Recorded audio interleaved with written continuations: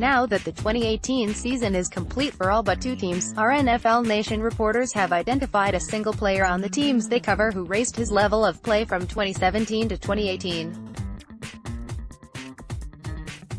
That player could be someone who didn't play much and became a solid starter, or a good player who broke through to become great. Scan through all 32 teams by division, or click here to jump ahead to your favorite team. AFC East: Buffalo Bills defensive end Shaq Lawson. The 2016 first-round pick looked to be a bust after he did not fit in former coach Rex Ryan's 3-4 scheme as a rookie and did not seem to be a culture fit for coach Sean McDermott in 2017. That changed in 2018. Pro Football Focus graded Lawson as the NFL's 20th best edge rusher. GM Brandon Beane said Lawson's professionalism went up leaps and bounds in his third season. Mike wrote at Miami Dolphins left tackle Laremy Tunsil. Tunsil made a significant jump from lackluster in 2017 to one of the most effective left tackles in 2018. Tunsil has always had the skill set, but he trimmed down on mental mistakes, penalties and technique issues. Quite simply, he played freely without overthinking. The 2016 first-round pick allowed just one sack in a Pro Bowl-caliber 2018 season, though he wasn't selected. He's as good of a left tackle as I've ever been around, Dal Logans, the Dolphins' 2018 offensive coordinator, said late in the year. That includes Joe Thomas, Michael Roos. Laremy is having a really good year. Cameron Wolfe from the next great Steelers wideout to a trio of former No. 1 overall picks to the league's tackles leader. These are the NFL's latest batch of stars. We ranked the very best of the two best teams in the NFL, starting with the Rams' Aaron Donald and going down to the fringe starters. Let's project over/under win totals for next season, from worst to best. The Vikings and Colts could be tricky. New England Patriots cornerback Stephon Gilmore. He went from good to great, which was reflected in him earning both a Pro Bowl berth and a All-Pro honors. Gilmore's ability to play man coverage and match up against some of the best receivers in the game gave the Patriots defense flexibility with its week-to-week game plans. Bill Belichick compared him to Ty Law and Aqib Talib as past Patriots cornerbacks, who fall into that category. I have a ton of respect for Stephon, Belichick said. He's covered and played against a lot of guys in this league. Mike Rice New York Jets linebacker Jordan Jenkins. His playing time decreased, compared to 2017, but his production soared, especially as a pass rusher. In 205 pass rushing opportunities, per ESPN stats. Jenkins attributed his improvement to better understanding of different moves and counter-moves. His role will likely change for 2019, especially if the Jets switch to a 4-3 front under new coordinator Greg Williams. Rich Cimini AFC North Baltimore Ravens cornerback Marlon Humphrey. The 2017 first-round pick went from being a solid rookie to one of the top players on the NFL's top-ranked defense. According to Pro Football Focus, Humphrey's 52.5% catch rate allowed was the 7th best in the league this season, and his 22.5% forced incompletion rate was 3rd best. He's the best corner we have. He's playing to that level, Ravens defensive coordinator Wink Martindale said toward the end of the season. I think he's just going to continue to grow the more he studies the tape, the more he studies himself, the more he studies the game plan, which he's done all season. Next season, Humphrey has a chance to become Baltimore's first Pro Bowl cornerback since 2006. Jamison Hensley Cincinnati Bengals wide receiver Tyler Boyd. Boyd struggled with maturity issues in 2017 and took a step back in his second season, even being demoted to a healthy scratch for one game. But he stepped up big time in the last game of that season, and he has been running with that ever since, becoming one of the most reliable players on the team. He's the clear number 2 pass catcher behind A.J. Green going into the 2019 season. Catherine Terrell Cleveland Browns defensive tackle Larry Ogunjobi. Ogunjobi took major steps forward in 2018 after spending much of the offseason working with Bengals standout Geno Atkins. Ogunjobi was active against the run and pass, and he played the final few games with a torn biceps muscle in his left arm. Teams win with players like him. Pat McManus on Pittsburgh Steelers running back James Conner. Not many NFL players made as sizable a jump as Conner, who went from struggling backup running back to Pro Bowler over the last 12 months. Conner had trouble with conditioning and blitz pickup during what he called a humbling rookie year. In 2018, though, he gave the Steelers a capable Le'Veon Bell replacement, with 973 rushing yards and 13 total touchdowns, 12 rushing, over 13 games. Steelers teammates were impressed with Conner's professionalism and work ethic in his sophomore season. Jeremy Fowler AFC South Houston Texans linebacker Zach Cunningham. Cunningham took a big step toward being a major part of the Texans' defense in his second season, lining up alongside veteran Benardrick McKinney. Having Zach Cunningham paired in there with VMOC Benardrick McKinney, I think it really helps us, head coach Bill O'Brien said after a 34-17 win over the Titans. Cunningham showed his natural ability to track down the football, leading to 107 tackles, 73 of which were solo stops. Cunningham also improved as a pass defender, delivering big plays such as his 38-yard interception return for a touchdown against the Browns, turned Davenport Indianapolis Colts right tackle Braden Smith. The Colts selected Smith as a guard out of Auburn in the second round of the 2018 draft. The staff had to convince general manager Chris Ballard that Smith could also play right tackle.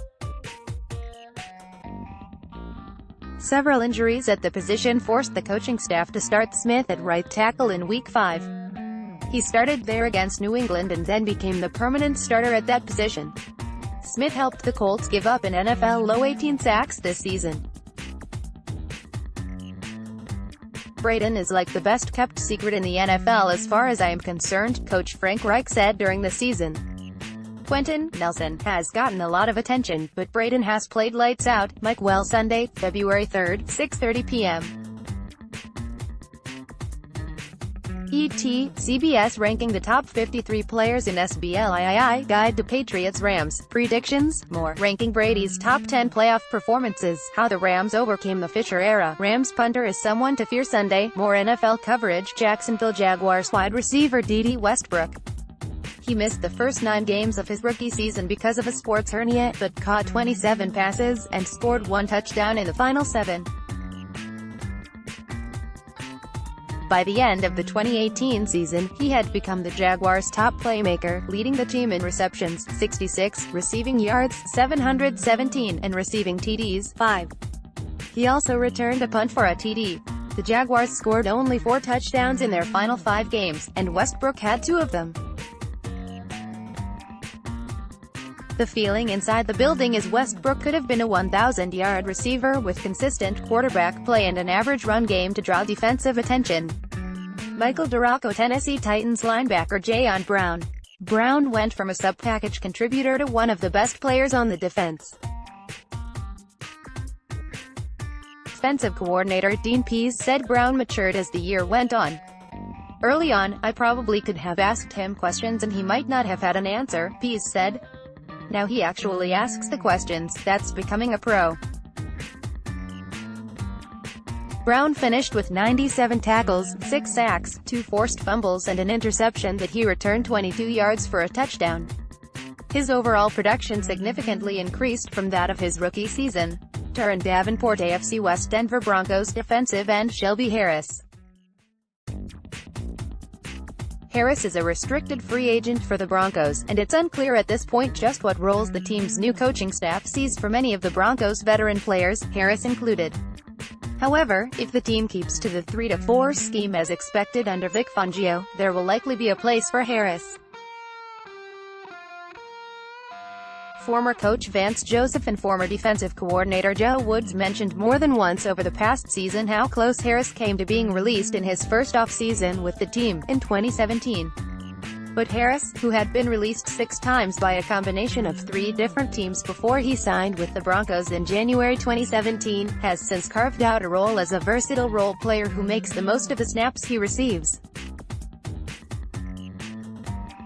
The Broncos have used him at defensive end and at nose tackle in some of their passing down looks. He had a game-sealing interception in the end zone against the Steelers this past season on a play in which he lined up at nose tackle. He wants to be back with the Broncos, and he deserves a long look from the new staff. Jeff Legwall. Kansas City Chiefs running back Damien Williams. A career backup and third stringer for the Chiefs until late in the season, Williams earned a contract extension and a place in the Chiefs' backfield in 2019 with a big finish to the season. He scored 10 touchdowns in the final 6 games. "We've appreciated having him here and what he's done for our football team," Andy Reid said.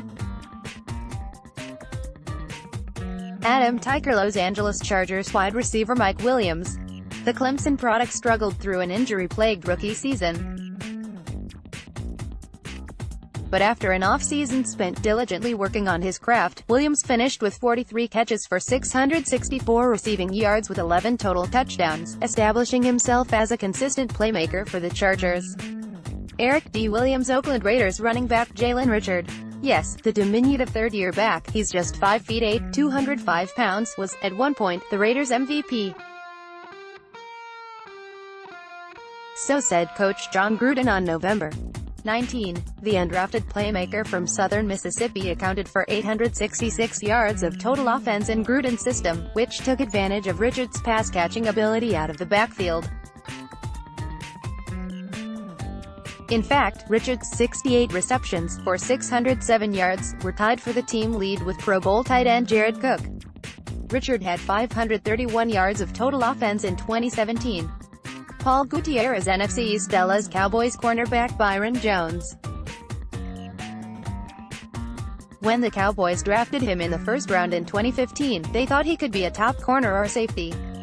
He was a solid player in 2016 and 2017 as a safety, but after he made the move to cornerback in 2018, he flourished under Chris Richards' teaching and was named a Pro Bowler and a second-team All-Pro. Though he didn't have any interceptions, he was a lockdown CB for most of the season, filling a huge need for the Cowboys. Todd Archer. New York Giants defensive lineman Kerry Wynn. He has been a sort of forgotten man on the Giants' defensive line for several seasons.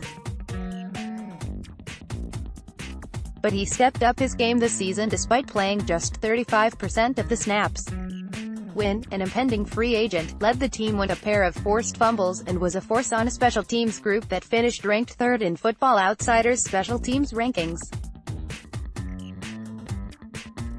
"There is no way in hell this guy doesn't make us better," veteran Russell Shepard said after noting Wynn's propensity to take on 2 blockers on kickoffs. "He's a priority if I'm a front office guy." Jordan Raanan. Catch up on what's happening heading into the conference title games. Barnwell, 16 crucial plays from Championship Sunday. Sandoz overhaul rankings, 1-30 Super Bowl 53 guide. Predictions, big questions, more. Seifert, time for NFL to expand replay. Super Bowl 53 trip, a Belichick masterpiece. Grades and off-season questions for all 32. 2019 draft order, first-round picks. NFL rookie report, grades for all 32. More NFL playoff coverage. Philadelphia Eagles tight end Zach Ertz. He had not only a career year, but one of the best statistical seasons ever at his position. Ertz set a new NFL record for single-season receptions by a tight end, 116. He posted 1,163 receiving yards, besting his previous high by more than 300 yards. Tim McManus. Washington Redskins defensive end Matt Ioannidis. He has gone from a 5th-round pick who was assigned to the practice squad in 2016 to a pivotal starter in 2018. Ioannidis flashed his potential in 2017, but playing with a broken hand limited his improvement. Still, he finished with 4.5 sacks and 3 tackles for a loss. But this season, Ioannidis posted 7.5 sacks and 6 tackles for a loss. He was strong when he got here, but I think he's got more muscle mass, more power and more confidence in the system, Redskins coach Jay Gruden said. He plays with great effort, great motor. We knew that when we drafted him, what type of guy he was, and he's doing a heck of a job with his opportunity. John Kaiman, FC North Chicago Bears cornerback Kyle Fuller. The 14th overall pick of the 2014 NFL Draft, Fuller signed a big deal, $18 million guaranteed, last offseason to remain in Chicago, but his true breakout year occurred in 2018. Fuller led the Bears with 7 interceptions and made the Pro Bowl as Chicago reached the playoffs for the first time since 2010. Jeff Dickerson, Detroit Lions defensive end Romeo Okwara. A waiver wire pickup by the Lions just before the start of the regular season, Okwara went from Giants cast-off to valuable piece of the Lions' front seven. After 1 sack in 22 games with the Giants, he had 7.5 this season in Detroit, along with 14 hits and 39 tackles, both career highs. He was one of the Lions' few pass rushers who could create havoc on his own. He could be in line for a payday from Detroit this offseason because he's a restricted free agent. Michael Rothstein from the next great Steelers wideout to a trio of former No. 1 overall picks to the league's tackles leader. These are the NFL's latest batch of stars. We ranked the very best of the 2 best teams in the NFL, starting with the Rams' Aaron Donald and going down to the fringe starters. Let's project over/under win totals for next season, from worst to best. The Vikings and Colts could be tricky. Green Bay Packers linebacker Kyler Fackrell.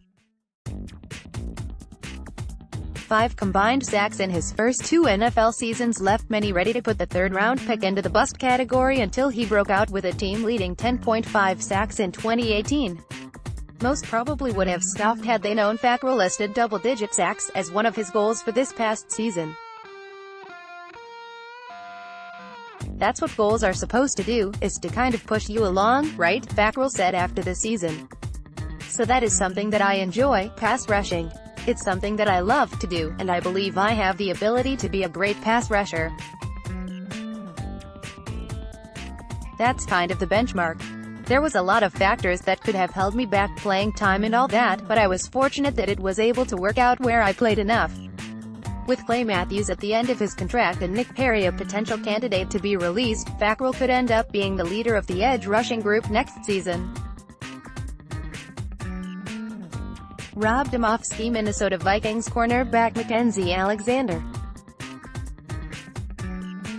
Alexander admittedly got out of his own way this season and stopped fighting the idea of playing in the slot after so many years of collegiate success as a physical outside cornerback. After dealing with injuries in the preseason, Alexander took hold of his role from week 2 onward and showed strong signs of improvement, allowing 40 catches on 59 balls thrown in his direction, and 9.6 yards per catch. Alexander's instinctual, heads-up play allowed him to break up 8 passes and be a key part of the Vikings' 3rd down blitz package, on which he contributed 4 sacks. The young corner shined brightest late in the season. In 6 of the Vikings' last 7 games, Alexander allowed 10 or fewer passing yards while playing at least half of the defensive snaps in each game, per Pro Football Focus. Courtney Cronin, NFC South Atlanta Falcons tight end Austin Hooper. There's no question Hooper made a significant leap this season, which is one reason he was named to his first Pro Bowl. Hooper evolved into a reliable threat for Matt Ryan in 2018, catching 71 passes for 660 yards and 4 touchdowns while being targeted 87 times, second most behind Julio Jones, 170. And expect Hooper to continue his ascent with Derek Carter now his offensive coordinator and Mike Mularkey, his position coach. Von McClure, Carolina Panthers steady, Erlen Le'Veon will be available. Here's everything to know on the class. Ranking the top 50 NFL free agents. Meet the offseason quarterback market. Top free agent decisions for all 32 teams. Biggest offseason needs for every team. Underrated free agents who will get paid. Predicting QB Nick Foles' future. More NFL coverage. Wide receiver Curtis Samuel.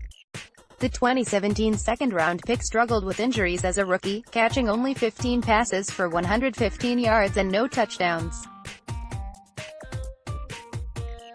But with the Panthers going to a more high-efficiency passing attack and adding more speed, Samuel made a huge jump. He caught 39 passes for 494 yards and 5 touchdowns. He also rushed for 2 touchdowns. He and 2018 first-round pick DJ Moore became the focal point of the offense among wide receivers. David Newton, New Orleans Saints defensive tackle Sheldon Rankins. His torn Achilles tendon in the Saints' playoff opener was especially disappointing because this was a breakout year for the 12th pick in the 2016 draft. The athletic, 6'2", 305-pounder was a huge reason the Saints ranked second in the NFL in run defense this year. And he was also effective as a pass rusher, with 8 sacks, 15 quarterback hits and a forced fumble.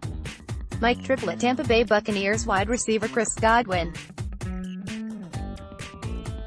Despite splitting time with Deshaun Jackson and starting just 5 games, Godwin jumped from 525 receiving yards and 1 touchdown his rookie season in 2017 to 842 yards and 7 touchdowns his sophomore season in 2018.